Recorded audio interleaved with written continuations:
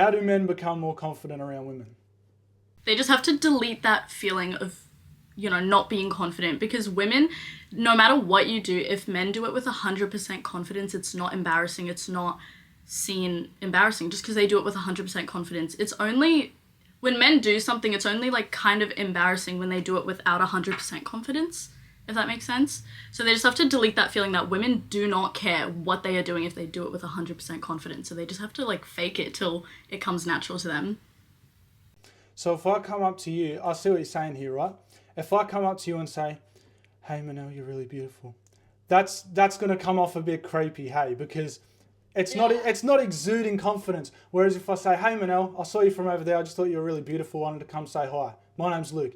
That exudes more confidence, right? Yeah. What sort of body language is attractive from a guy? I think when they have like very open body language and they take up a lot of space and it makes them look more like dominant, kind of like, when you're in a room with like businessmen and they take up a lot of space and they like talk with their hands and stuff, and they're like, it's very open, versus if they're coming to you with bad posture, their head down and stuff like that, it makes them look small and it's just gonna make them look less confident. I feel like they just need really good posture.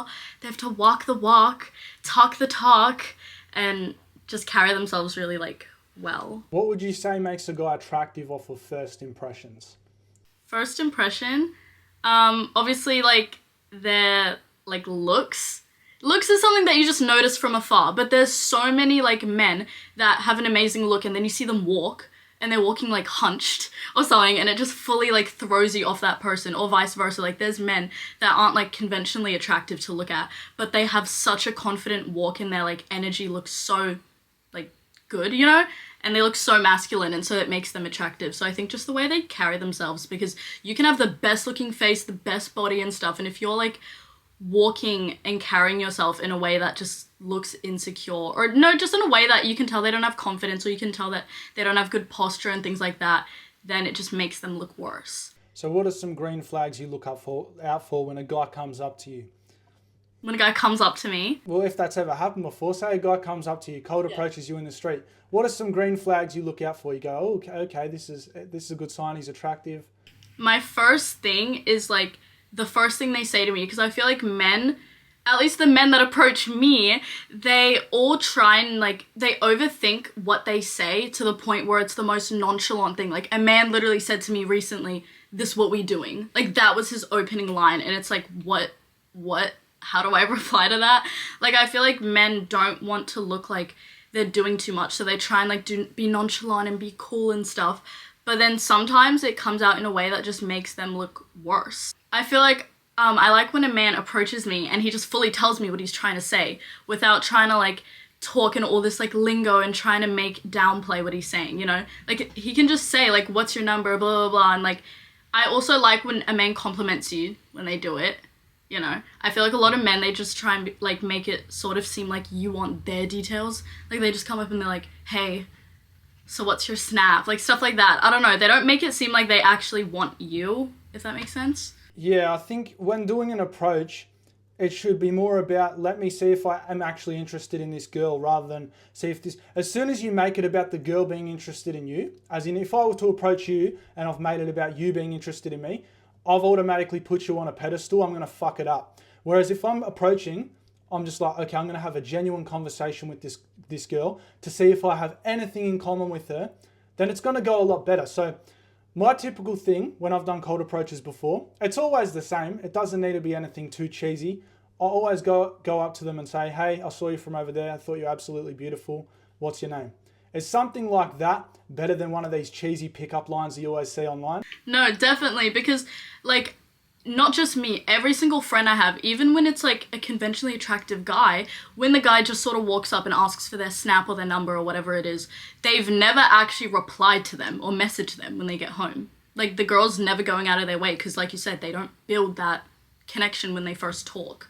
It's just like, hey, what's your details, blah, blah, blah, and that's it, And I like sort of when they also end the, like if you do have a nice conversation and like you get the girl's details and stuff, I like when they also like end with like, oh, we should go out sometime or something like that. They're sort of like adding on to like see them again and stuff, instead of just sort of keeping some like some internet boyfriend in your DMs, you know?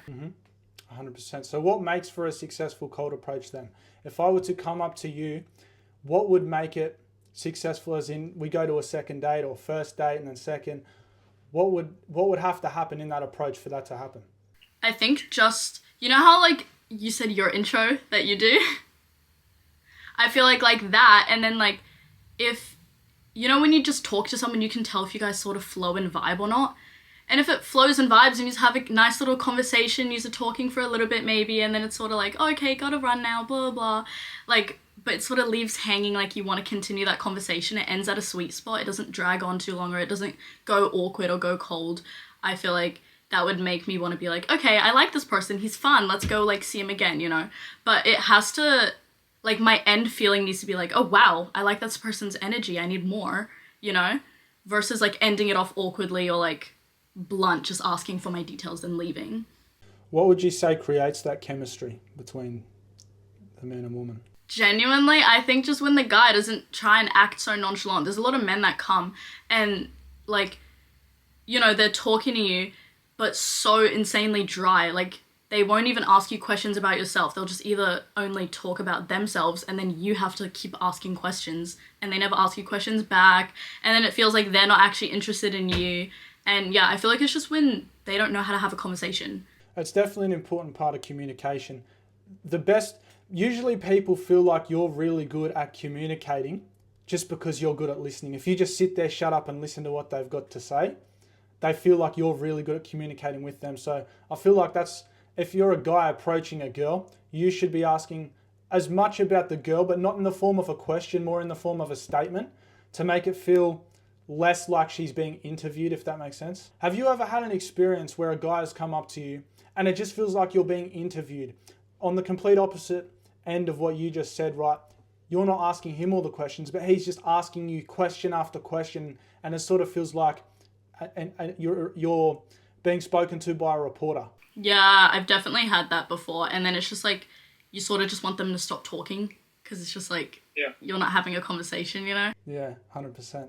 Why do girls play hard to get in some situations?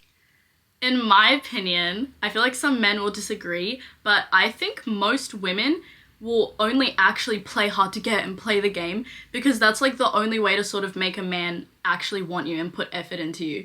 Because when you're like interested in a guy and you act interested in that guy, he's just like, oh, okay, she's like easy. Or like, oh, okay, like I'm bored now, I already had her. But then I also think there's problems with that because a lot of the time people think that they want someone when they don't. It's just because of the game that they like think, you know, they become more attached. But yeah, I think it's just genuinely so that they feel like they didn't give up too easy and they made the guy work for it. In my own personal opinion, I would say that does the opposite of what women want it to, in the sense that you playing hard to get, the guy who you actually want is not going to chase you. He doesn't want to have to chase you. He's looking for a girl who is genuine, and usually when they play hard to get, typically guys lose interest, just from my experience. But I don't know, it could be different in some situations, but I definitely think they're going to lose interest most of the time, 99% of the time, just from what I've seen. If girls play hard to get, the guy will just move on to finding a girl who's not. When I have the opposite. Every single time I've like actually liked a guy and I'm like, okay, because I hate the game. It's like, if I like you, I like you. Every time I like show that I like them, they always are just like, oh, okay. And then they like back away and they just don't want me. There's definitely a line between being too clingy and not clingy. No, like, I swear I'm not clingy. I'm just like normal, but it's just like I'm not playing hard to get. Like, I'm not playing games, and then they just like, I don't know.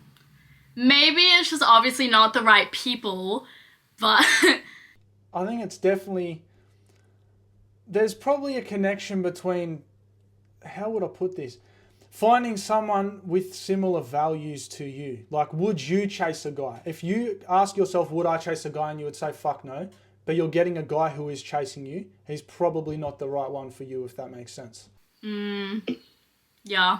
Because would you chase a guy? Well, like, no. I wouldn't, no. If I, like, saw a guy and, like, I genuinely thought it was the love of my life, then, like, yeah.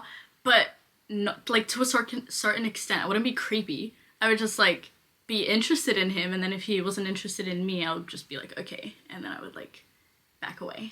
So these guys who are chasing are the wrong type of guys. How do I keep communication open, especially with intimacy, without killing the vibe and or being weird? I think just talking. Like, there's so many times where I've just been like sitting with a man and they just don't know how to talk. Like, they'll be like, oh, how was your day? And I'll be like, oh, it was good. I did this, this, this, and this. And then they just end it off. They don't know how to like lead on a conversation openly. And I think they just overthink it too much in the sense of like, you know, being mysterious and being like nonchalant and stuff. And I think they have to know that it's like girls really don't care. Like, they would rather like have a funny conversation where you're literally laughing and stuff. And that just like, you know, and girls like laugh easy if they like a guy. If they like a guy, they will laugh at literally everything he says. So it's just like, he has to talk. Yeah, and I think not just girls, but humans in general, we all crave connection on a personal level. So if you're trying to put on this mysterious, like you're trying to be all whimsical and like have the girl think you're all, yeah, mysterious, it's not really going to work in conversation if you're being really nonchalant with it and not saying what's on your mind. I think it's important. Yeah. And like literally, there's been times I've spoken to girls and I just start to overthink and it's like, oh fuck, what do I say? And my heart starts to pound. And then you get too up in your head about it and then the conversation's just awkward. Whereas if you didn't do that, you just simply speak to the girl naturally, she's going to keep going back and forth. I think, I don't know if this is an issue for females, but I know it is for a lot of guys. Because of social media, they've got this thing in their mind that they need to act a certain way to get a certain type of girl. But if they just be themselves, they're going to get her regardless. It's just, it becomes really cringe when guys sit there and try to be someone they're not. Yeah, I agree with you. I feel like women deal with it as well because also like, you know, they don't want to like look stupid in front of a guy. They also want to like look cute and stuff. So I feel like they do think about like their reply as well. But something I like struggle with is I'm always so openly myself. Like I can't change my personality in front of people. And so like a lot of the time it's like my first time meeting someone and they're like, you're really weird. And I'm just like, oh, okay. But it's like, I would love if a man was that open and himself around me. So I have a question for you now. Do men like when a woman is themselves? Because I feel like a lot of the time they don't. Look, I'm one that will say fuck yes, absolutely. I have never had a girl just 100% be herself. At least not on the first date. It's always been a little bit awkward and they try to impress you. And I suppose it's the same for guys as well. But if I have a girl, right, who is in front of me and she's being 100% herself and she's cracking jokes and she doesn't care that she's got like this sort of dry sense of humor that may get on some people's nerves. She's just doing that regardless of how it makes people feel. That's going to make me more willing to open that side of myself up as well. So I personally would say yes. Okay. Interesting. What makes a true class woman in your opinion? Like goals, values, all of that sort of stuff. Like a high value woman? Yeah. In my opinion, a woman that just knows not to lower herself for a man. There's a lot of like I said, I like cannot physically change my personality when I'm in front of a man, and that's why like a lot of men wouldn't like be interested in me when they actually get to know me, because like I don't know, maybe it's just because like immature people, I guess, or people I just don't resonate with. But a lot of my like personal friends, they fully change their personality like just to fit in the standards of what they think this man would want. Even like there's people that like I had a friend who like fully lied that she was religious to like get a man and stuff. I think just a lot of women need to stay true to themselves, because obviously so you attract the right people. And also I think women that have goals for themselves, I think there's nothing wrong with being like a traditional wife and stuff like that, but I think a lot of women go into it just being like, I'm gonna marry a rich man and that's all I'm gonna do, blah blah, and then they just end up having no goals, nothing going for themselves. They don't have anything to look forward to except for their man, and there's like nothing else in their life basically. I definitely agree.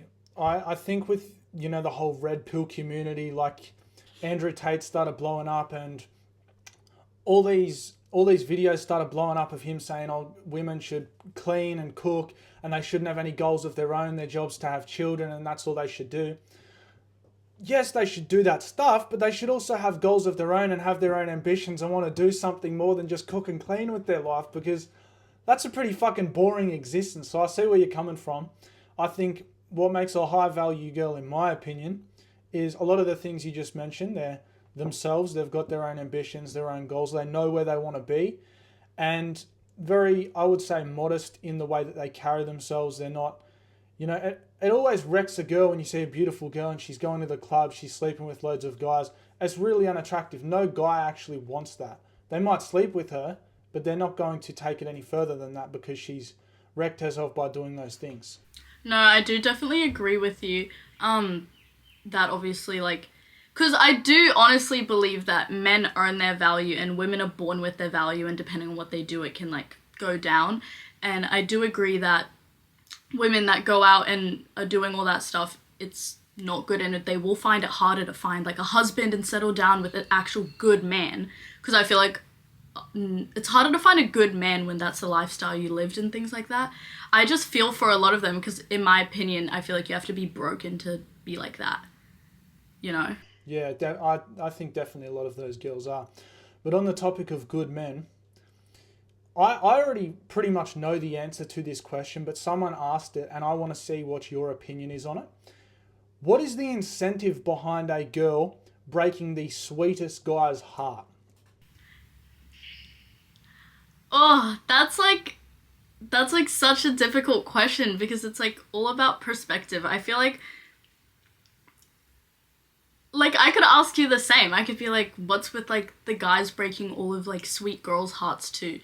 It just goes down to people falling in love with the wrong person and then getting sort of done dirty, From my perspective, I think it's just, if you're a guy, right, and a girl has broken your heart, you've got to look at why. What happened? You say, oh, I gave her everything, I gave her everything she wanted. Okay, well, there's the fucking problem, right? You gave her everything. You made her the center of your world. You had no goals or ambitions of your own. The girl does not want the guy who's just chasing after her and has no other priorities other than her. Because then she's going to feel like she has to make him her everything, but she doesn't want to have to do that. And it's vice versa for the girl. If a guy is breaking up with you for that reason, no particular reason, but it's just breaking a good girl's heart, you've got to look at why. Did that girl cling on? Did she make him the center of her world? Well, there you go. That's why it happened. If a guy's got no ambition of his own and a girl breaks his heart, then that's the problem. You gave her everything she wanted. That's the issue in itself. You've already said it. No, I do agree. There is that whole mind thing of obviously people want what they can't have. So if they can have all of you just at their fingertips, then they're not really gonna want you after. I do agree with you that no, you win that one. What do you look for in a guy for a long-term relationship? What are some traits that you look for there? Provider mindset definitely is one. I feel like he needs to be able to take care of me. And also I feel like just a man that's always looking to be a better man as well. I don't like people that, this goes for people in general, I like people that are constantly making goals for themselves and never settling. I want them to keep going after their dreams and things like that. And so I think just a man that will provide for me and look after me and things, but also keep focusing on his dreams and passions and expanding and and also a man that actually is kind of a family man, a nice man. Because I feel like there's a lot of men, especially successful ones, more like celebrities, but they just want a baby mama and things like that, and they don't want to marry a woman. They don't want an actual wife. They just want to impregnate women and have babies, but they want a baby. They don't want to be a dad. So what are some important values for a man to possess to get into a relationship with a woman, do you think? Well, I think they need to value family. Their own family as well. I think they also need to respect their own family. Something I do look for though is really independent men. I don't like mama's boys just because in my well no, not mama's boys, but there's a lot of like men that have weird relationships with their mums in my own experience where like the mum is just weirdly obsessed with their sons and so then they get like jealous and then like things like that. So I just wouldn't want a man that has an obsessive mum. That's like really niche, but I wouldn't want a man with an obsessive mum. But no, I would want like a man that cares about his family, respects his own family, respects my family, and respects, if we have a family, our family. And I'd want them to also obviously value themselves and their goals and me and everything that comes around me. How many bodies is too many bodies? For a man? Yeah. See, that's like one, I feel like I don't know how to answer that because like ages ago I would have said like I do not care how much bodies a man has unless it's like one or if it's like 100, like unless it's something crazy because one is bad because it means that they just did it with their like first love, so it's like you're the second one, it's not good. And then obviously 100 is bad, but I feel like I really want a man that isn't insanely sleeping around as well, I feel like I don't care too much about it depending on the man's personality and things, but if his body count's like crazy then yeah. But I guess just like under 10, like just not double digits, I feel like, which is like hard, but I don't think that's that hard to find a guy who's under double digits. You'd be surprised these days, especially at our age. There's a lot of guys who say they've done it and they've never had any experience. There's a lot of lying that goes on to try and impress people, especially their mates and other girls, from what I've seen. What are some things a man should never say to a woman or do or say? I'm trying to think like other than the obvious stuff. I think a man should never try and make himself, like, prove that he's better than the woman. Like, I feel like there's some men that they try and, like, be dominant and stuff, but they do it in a way of purposely pushing the girl down and, like, making it known that she makes less money than him, making it known that he is providing for her and things like that, and making her feel less than because he's providing all these things to the table and blah, blah, blah.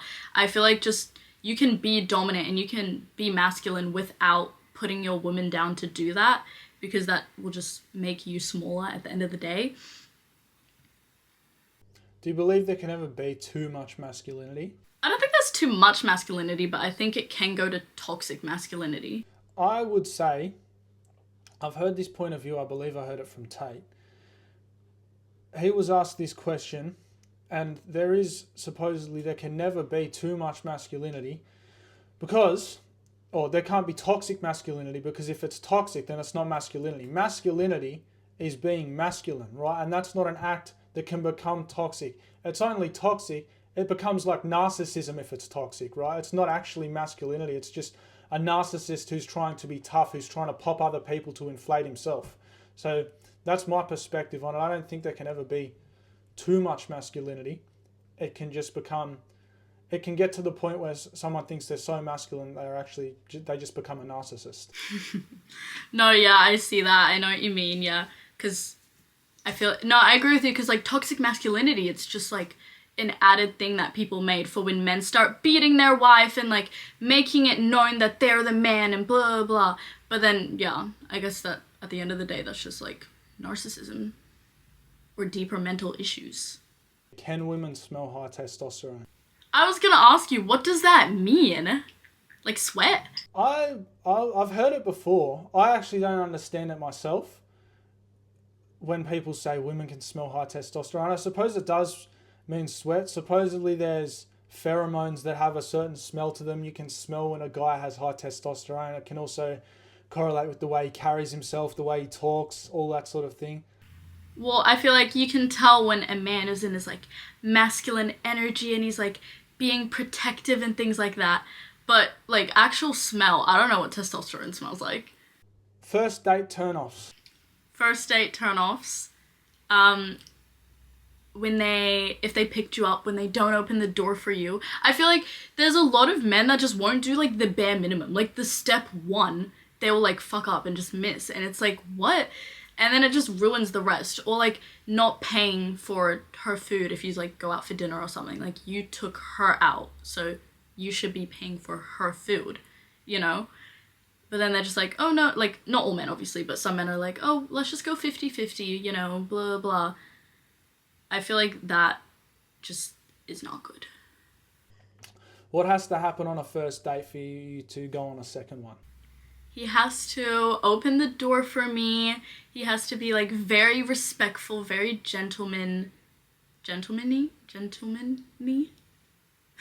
yeah. Yeah. And I want him to pick where we go and things like that, you know, like, because I feel like a lot of girls are very indecisive, and I feel like it is attractive when a man is decisive and he's like, hey, I'll pick you up at 7, here's where we're going, blah blah blah, you know. And then obviously I can pick my own food, but yeah, so I guess being decisive and choosing the date and sort of leading the date and being the one to make it happen. And then like the pretty girl just tags along, you know? And then I guess having a really nice flow conversation. I feel like the first date has to be actually connecting, because a lot of the time first dates just turn into like sexual things, and then that's obviously just gonna ruin it straight from the start. So I feel like if you actually want a genuine connection with the person, then like start the first date off with getting to know them and start like having humor together and like having laughs, you know, and like seeing what you find funny and in common. When's it appropriate to sleep with each other? How many dates does it have to have been? I think for people that aren't religious and don't care about like waiting till marriage and things like that, I think like they just have to go as long as they can. I watched like this podcast and this guy was saying about it, and like a lot of people do 5-date rules and stuff like that, but then like after the 5 days it's just like, still it's like, I feel like relationships still, a lot of them will fail doing that. I feel like you actually have to withstand, like, if you don't care about marriage and like stuff like that, like literally as long as you can, like a couple months maybe, like, you know. And just so you know if you actually like the person, because you don't want to like burn that fire so early on and then you don't even know the person and then you're just turned off that you already like slept with them and did everything you pretty much could do with them. Here's my point of view on it, right? If you sleep with them on the first date, it's not going to end well at all, because you don't even know them. So the only reason you're actually sleeping with them is because you're thinking lustfully, because you want to have sex. That is the only reason. You don't feel a connection to this person. You can't justify it by saying anything else. You should only ever do that once you actually know the person. So like you said, I think a couple months or however long it takes you to actually have a connection with that person, because it shouldn't just be, I want to fuck this girl and then I'm going to move on to the next one. Sex should be to further deepen that spiritual connection with each other. That's exactly what it is. But people are just using it to get off, you know, quick dopamine, and then they move on to the next. So that's my personal opinion on that. I don't think it should be done until you actually know the other person in the relationship, until you're actually in a relationship with that person. But as you said, if you're religious, it shouldn't be done until marriage. Yeah, I agree. Did you say you're Catholic? Sorry? Are you Catholic or Christian? So I was originally born Muslim. Mm-hmm. And then I sort of swayed around that, like away from that in high school. And now I'm in like a weird phase where I'm like learning about Catholicism. I can't say that word. Catholic. Yeah. Yeah, I'm like learning about it, and like I'm on a beautiful journey, but yeah, I'm still learning, so I don't want to like say I am something that I'm not too sure of yet. How important is having a connection with God in your relationship with a man? Very important. I've always, like, even when I'd sway away from a religion and stuff, I was always so close to God. I was always praying to God, and I do think that you have to find a way to put God in the center of your relationship. And because obviously, like, you guys can love each other and stuff, but I feel like having someone that you both pray to and having similar morals as well, and just relating on having a connection to God. I don't know. I just feel like it makes a lot of marriages work more, and you just have that understanding, and yeah, you just have similar values and morals. And yeah, I just feel like there's a lot of relationships that fail because they don't have religion, in my opinion. I completely agree with that. I think most relationships fail for that reason. They have no guidance, they have no direction, they don't know what to do. People end up getting divorced. I think the rate of divorce is like 50% or something ridiculous. Like most marriages just don't work out. It's something ridiculously high. But yeah, I definitely think God should be the center of a marriage or a relationship to keep it alive and healthy. It was good talking to you, Manal. Good talking to you too. See ya. Bye!